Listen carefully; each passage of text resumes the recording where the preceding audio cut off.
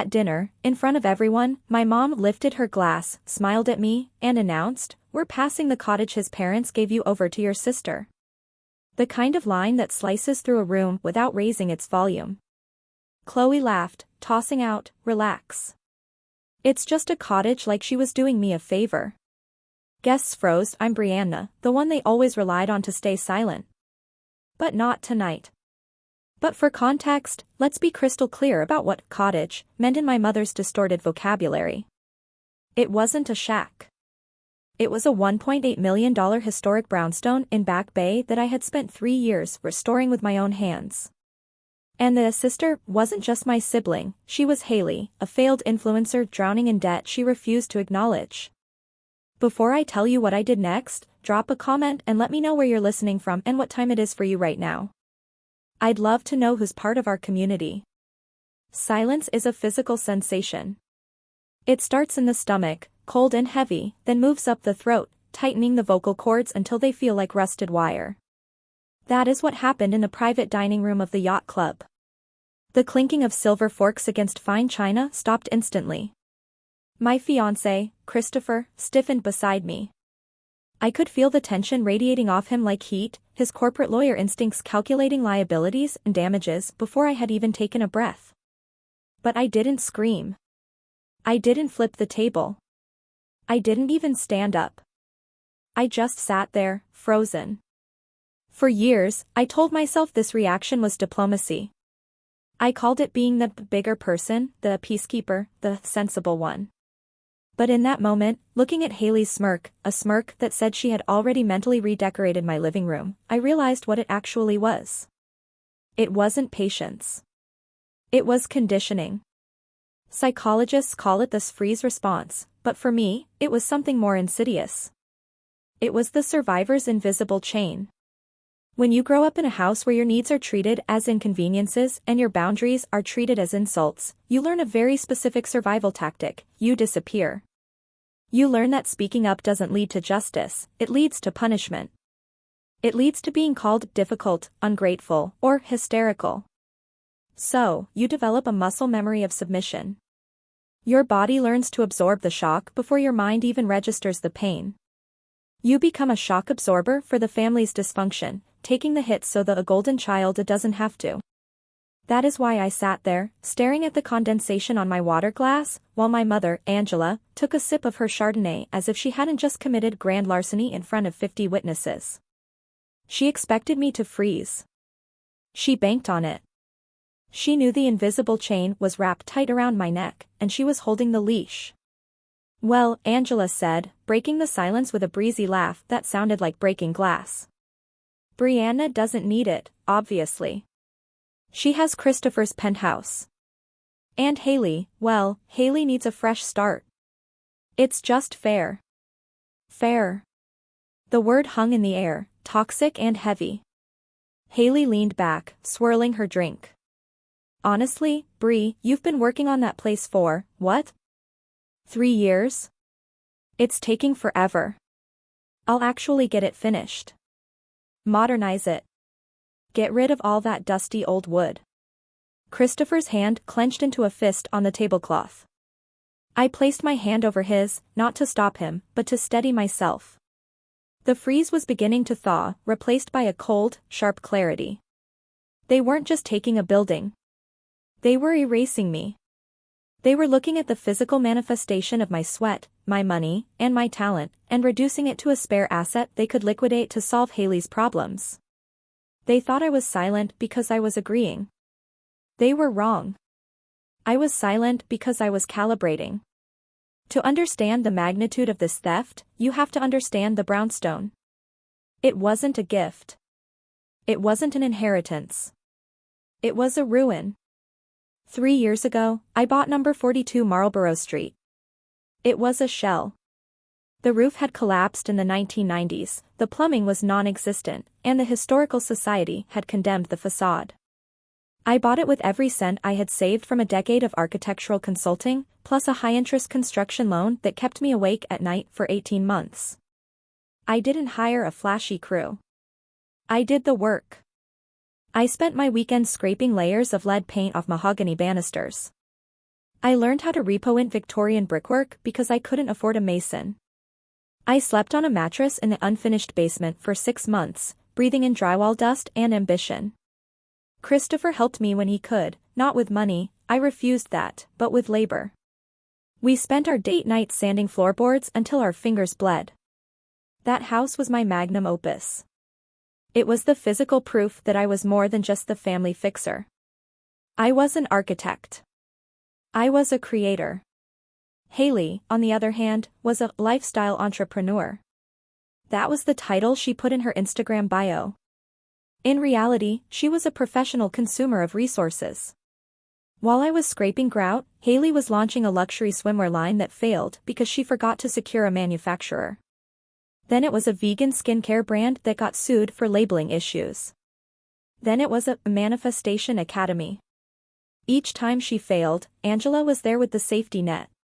My mother didn't see Hailey's failures as incompetence, she saw them as bad luck or haters.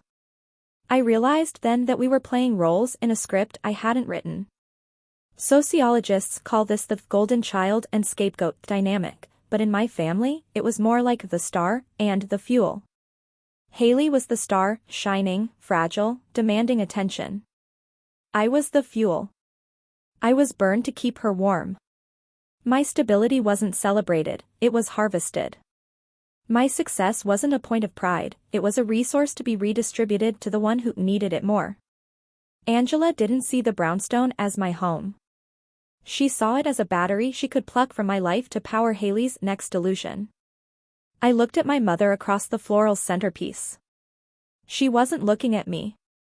She was looking at the guests, gauging their admiration for her generosity. She was redistributing my wealth to buy herself social credit. It makes sense, Angela continued, her voice gaining confidence. Brianna is so busy with her firm. She doesn't have time to manage a property like that. Hailey will be the family representative. She'll live there, manage the estate. It keeps the asset in the family.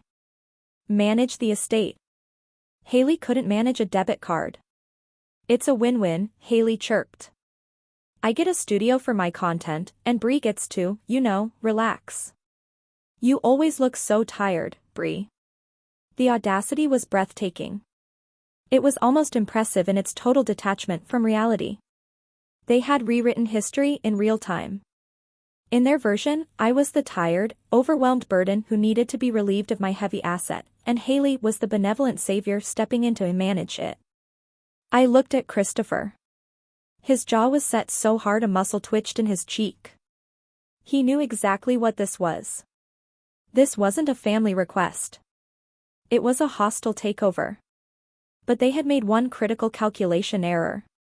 They assumed the freeze was permanent. They assumed the muscle memory of submission would override the basic instinct of self-preservation. They forgot that I was an architect. I knew how to build things, but I also knew exactly where the structural weaknesses were. And I knew how to bring a house down. The dinner moved forward with the unstoppable momentum of a train wreck. Waiters circulated with trays of filet mignon, pouring vintage Cabernet that cost more per bottle than Hailey's monthly car payment, which I knew for a fact my father was secretly covering. Angela was in her element. She leaned toward Mrs. van der Hoven, a prominent charity board member, and lowered her voice to a theatrical whisper that was meant to be overheard. We just want to make sure both our girls are settled. Brianna has always been independent. Almost to a fault. But Hailey needs a nest. She's so creative, so sensitive. She needs the right environment to bloom. Independent to a fault. That was code for, she doesn't let me control her. Hailey was busy playing the part of the gracious heir. I'm thinking of painting the parlor pink, she announced to no one in particular, stabbing a piece of asparagus. Millennial pink. And knocking down that wall between the library and the dining room. It's so dark in there. I need natural light for my reels. Knocking down the wall. The load-bearing wall I had spent $4,000 reinforcing with steel beams to preserve the structural integrity of the third floor. You can't knock down that wall, I said.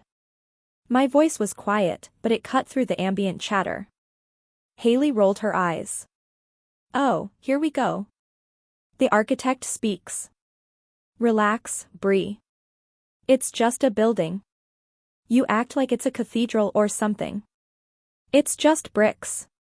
It's historical preservation, I said, my hands trembling slightly under the table. You can't just knock down walls in a landmark district. And you certainly can't paint the mahogany paneling pink. Angela sighed, a long, suffering sound. Brianna, don't be difficult. This is exactly what I mean. You get so attached to the details that you miss the big picture. The house is for the family. It's not a museum.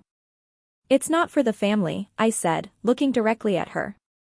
It's mine. Angela laughed, a sharp, dismissive bark. Yours, ours. It's all the same, sweetheart. We're a team. And right now, the team needs you to step up. You have Christopher. You have this. She gestured vaguely at my engagement ring, this stability. Why are you so greedy? Why do you need 2 homes when your sister has none? Greedy. There it was. The weaponization of my success. Because I had worked hard, because I had built a life with a partner who respected me, I was greedy for wanting to keep the things I had earned. Because Hailey had squandered every opportunity she'd ever been given, she was deserving of a bailout. It's not greed, Mom, I said, feeling the heat rise in my cheeks. It's ownership. I bought it. I restored it. I pay the mortgage. I pay the taxes. And who gave you the confidence to do that? Angela snapped, her mask slipping for a fraction of a second. Who raised you? Who supported you when you were starting your little firm? We did. We gave you the platform. And now, when we ask for one small thing, one simple transfer of a deed to help your sister get on her feet, you act like we're robbing you. You are robbing me, I said. We are parenting. Angela hissed. We are ensuring fairness. Fairness, Brianna. Is it fair that you have everything and Hailey has nothing? Is that your idea of sisterhood? Hailey sniffled on cue. I just wanted a place to feel safe, she whispered, widening her eyes at the guests. I didn't know Brianna would be so territorial. The gaslighting was masterful. Within 5 minutes, they had flipped the script. I was no longer the victim of theft, I was the selfish hoarder refusing to share my abundance with my vulnerable sister. I could see the guests shifting uncomfortably, some looking at me with disapproval. Why won't she just help her sister? She has so much. I felt the old panic rising, the urge to apologize, to smooth it over, to offer a compromise just to stop the accusation of selfishness. Maybe I could let her stay in the garden unit. Maybe I could help with her rent somewhere else. But then I felt Christopher's hand on my arm. Solid. Real. I looked at him. He wasn't looking at me with disapproval. He was looking at my mother with the cold, dead eyes of a shark that has just smelled blood in the water. He didn't see a mother parenting. He saw a defendant incriminating herself. He picked up his napkin, dabbed the corner of his mouth, and set it down on the table. Actually, he said, his voice deep and smooth, projecting effortlessly to the back of the room. I think there's been a misunderstanding about the nature of the asset. Angela blinked, startled by the interruption. Excuse me? The deed, Christopher said, turning his chair slightly to face her. You keep talking about Brianna transferring the deed. I'm afraid that's not possible. Don't be ridiculous, Angela scoffed. She's the owner. She can sign it over whenever she wants. We have the papers ready in the car. That's the issue, Christopher said, smiling without any warmth. She isn't the owner. The silence that followed was different from the earlier freeze. This wasn't the silence of awkwardness, it was the silence of confusion. What do you mean she isn't the owner? Hailey asked, her fork hovering halfway to her mouth. She bought it. I saw the Instagram post. Brianna does not own 42 Marlborough Street, Christopher said calmly, as if explaining a lease agreement to a slow toddler. The property is owned by a limited liability company. Specifically, Aurora Preservation Group, LLC. Angela waved her hand dismissively. Semantics. It's her company. She can just sign the LLC over to Hailey. Or add her as a member. It's just paperwork, Christopher. Stop trying to lawyer us. I am a lawyer, Angela, Christopher said. That is literally my job. And in this case, it's a very important distinction. You see, the operating agreement for Aurora Preservation Group requires a unanimous vote from all managing members to transfer assets, admit new members, or change the usage of the property. He paused, letting the words settle. And Brianna isn't the only member. I watched my mother's face as the realization hit. She looked at me, then at Christopher. Who else is a member? She demanded. I am, Christopher said. I hold a 49% stake. Brianna holds 51%. But the protective covenants I drafted, specifically to prevent exactly this kind of situation, require a 100% consensus for any disposition of real estate assets. He leaned forward, resting his elbows on the table. So, even if you bully Brianna into agreeing, which, for the record, I will not allow, you still need my vote. And my vote is no. You can't do that, Hailey stammered. It's family property. It is not family property, Christopher corrected sharply. It is a corporate asset held by a private investment entity. It has shareholders. It has fiduciary duties. It has tax implications. It is not a communal pot for you to dip your hand into whenever your latest vanity project bankrupts you. Angela stood up, her chair scraping loudly against the floor. Her face was flushed a blotchy, ugly red. How dare you, she seethed. You are interfering in private family matters. You are manipulating my daughter to keep her assets for yourself. I see what this is. You're controlling her. I'm protecting her, Christopher said, his voice turning to steel. I'm protecting her from parasites who mistake her kindness for weakness. The word parasite landed in the middle of the table like a grenade. Mrs. van der Hoeven gasped. My father finally looked up from his plate, his eyes wide. That is enough, my father rumbled, trying to regain control of the room. Christopher, you are out of line. We are talking about helping Hailey. She is in a transition period. She needs a stable address. Why? I asked. It was the first time I had spoken in 5 minutes. My voice was quiet but steady. The freeze was gone.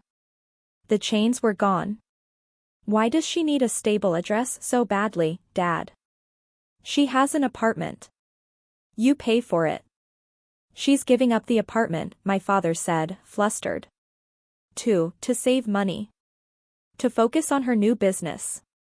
Which business? I pressed. The swimwear? The skincare? Or the Manifestation Academy? The academy, Hailey said quickly, lifting her chin defiantly. It's going to be huge. I have hundreds of students signed up. I just need a prestigious address to launch the VIP tier. The Brownstone fits the brand. The VIP tier, Christopher repeated, a dark amusement in his eyes. He reached into his jacket pocket and pulled out his phone. Is that what you're calling it? What are you doing? Angela snapped.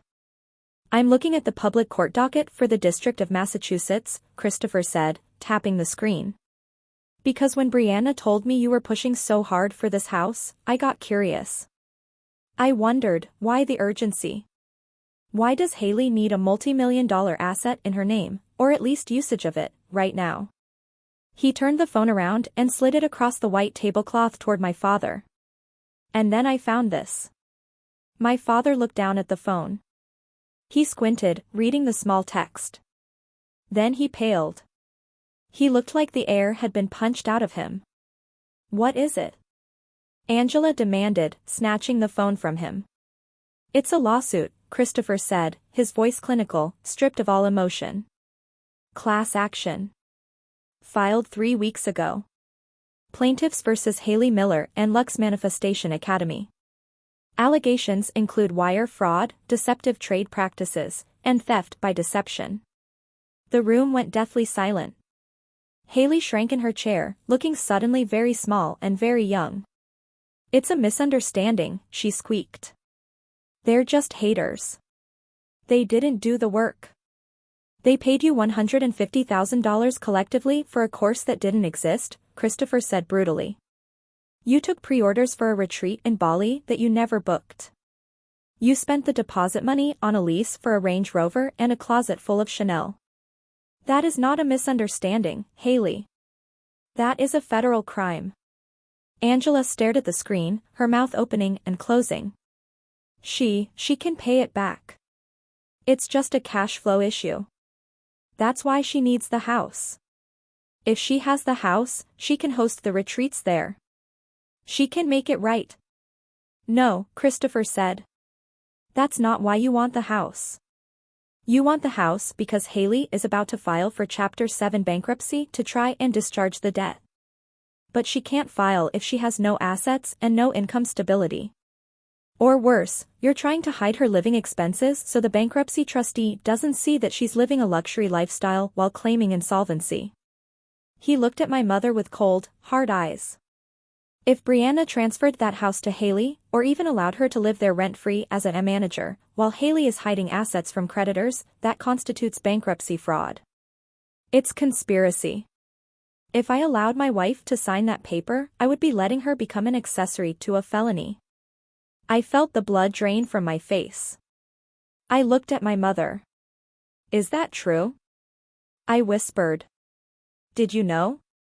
Angela didn't look at me. She looked at the guests, who were staring at her with open horror. She looked at Hailey, who was sobbing into her napkin. "We were trying to protect her." Angela cried out, her voice shrill. "She's your sister. She made a mistake. Are you going to let her go to jail over money? You have so much, Brianna. You could save her. You could fix this." "Fix it?" I asked, my voice trembling with a rage I had never let myself feel before. "You wanted me to commit a crime to fix her scam? You were going to let me risk my license, my reputation, my freedom, for her? You wouldn't get in trouble," my father mumbled, head in his hands. "We would have handled it. We just needed the deed." "You needed a fall guy," Christopher corrected. "You needed a clean asset to launder her mess. You were going to use Brianna's hard work to bail out Hailey's fraud." He stood up, towering over the table. "Brianna isn't a resource for you to exploit. She isn't collateral damage for Hailey's disasters. And she is certainly not going to federal prison to save your social standing." Hailey looked up, mascara running down her cheeks. "But I'm scared," she wailed. "They said I could go to jail, Bri. You have to help me. You always help me. You always help me." That was the sentence that broke the final link in the chain. It was the motto of our entire relationship. I helped. She took. I fixed. She broke. I built. She destroyed. And now, she wanted to destroy the one thing I had built just for myself. "No," I said. The word was small, but it felt heavy, like dropping a stone into a deep well. "No?" Hailey whispered. "No," I said, louder this time. "I won't help you. I won't give you the house. I won't give you money. I won't give you a character reference." Angela gasped. "Brianna. She is your flesh and blood. She is a criminal," I said. "And you are her accomplice. And I am done being the evidence." The silence in the room was absolute. It wasn't the awkward silence of a social faux pas, it was the heavy, suffocating silence of a truth that can never be unspoken. The guests were looking at my mother not with admiration, but with the kind of pity reserved for things that are broken beyond repair. Angela looked around, desperate to salvage something, anything, from the wreckage. She fixed her eyes on me, tears welling up, the weaponized tears she had used to control me since I was a child. "We gave you life," she sobbed, clutching her chest. We raised you. We sacrificed everything for you. And this is how you repay us? By abandoning us in our darkest hour? By choosing money over your own blood? It was the final card in her deck. The guilt card. The "I gave you life" card. It was designed to make me feel small, to make me feel indebted, to make me crawl back into the box marked dutiful daughter. But looking at her now, this woman who would have let me walk into a federal indictment to save her golden child, I didn't feel small. I felt enormous. I felt like I was looking at a stranger through the wrong end of a telescope. I stood up. The ground beneath me finally felt solid, reinforced by the truth. You gave me life, I said, my voice calm and clear in the quiet room. That is true. But then you spent 29 years teaching me that love is a transaction. You taught me that my value is calculated by what I can provide for Hailey. You taught me that affection is a payment for obedience. I looked at Hailey, who was watching me with wide, terrified eyes. I'm declining the transaction, I said. Your credit is no good here anymore. I am not your bank. I am not your fixer. And I am certainly not your martyr. I turned to Christopher. I'm ready to go. He nodded, taking my hand. We didn't wait for a check. We didn't say goodbye to the guests. We simply turned and walked toward the heavy oak doors of the private dining room. Brianna, my father called out, his voice cracking. If you walk out that door, don't bother coming back. You are turning your back on this family. I paused, my hand on the brass handle. I didn't look back. I'm not turning my back on family, I said to the wood of the door. I'm evicting the tenants who trashed the place. We walked out into the cool night air of the marina. The sound of the door latching behind us was the most satisfying sound I had ever heard. It was the sound of a vault closing. The sound of a sentence ending. In the car, the silence wasn't empty, it was structural. I pulled out my phone. There was no shaking, no hesitation, just the cold efficiency of finalizing a demolition. I opened my contacts. I scrolled to Mom, Dad, and Hailey. I hit block. Block. Block. It wasn't an act of anger. It was an act of hygiene. Like scrubbing mold off a wall. Like removing a rot that threatened the foundation. Are you okay? Christopher asked softly, merging onto the highway. I looked out the window at the city lights blurring past. I thought I would feel sad. I thought I would feel guilty. But all I felt was the quiet hum of the engine and the vast, open space where the anxiety used to be. I'm fine, I said. And for the first time in my life, it wasn't a lie. I'm just ready to go home. 6 months later. The snow is falling outside the bay windows of the Brownstone, turning Marlborough Street into a black and white photograph. Inside, it is warm. The fireplace I restored by hand, scraping away a century of soot, is crackling. The house is finished. The mahogany paneling is glowing, not painted pink. The walls are structurally sound. It is safe.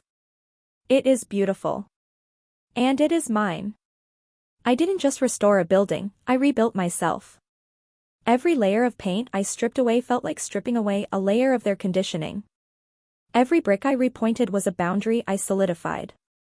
We heard through the grapevine, because I never unblocked their numbers, that the fallout was swift.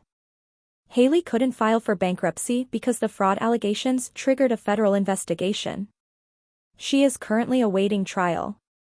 My parents had to sell their house in Connecticut to pay for her legal defense. They are living in a rented condo now, their social standing incinerated by the scandal. They lost everything because they tried to take the one thing that wasn't theirs. I sit in the window seat, watching the snowflakes stick to the glass. Christopher walks in, carrying 2 mugs of coffee. They aren't the fine crystal my mother coveted. They are chunky, handmade ceramic mugs we bought at a craft fair. They are imperfect and sturdy. Thinking about them, he asks, handing me a mug. No, I say. I was thinking about the foundation. The house is solid, Bree. It's not going anywhere. I know, I smile. That's the best part. I realized something during the renovation. You can't build a strong house on a rotten foundation. You have to dig it out. You have to remove the decay, even if it's messy, even if it's painful, even if it leaves a hole for a while. Because only then can you pour something new. Something that will hold. I sip my coffee. The house is quiet. It's not the silence of suppression or fear. It's the silence of peace. It's the silence of a space that is protected, respected, and wholly my own. Walking away wasn't the end of my family. It was the beginning of my life. Family isn't about blood, it's about who respects the walls you build. If you've ever had to evict toxicity to save your sanity, share your story in the comments. And hit subscribe, because next week, we're talking about the price of forgiveness.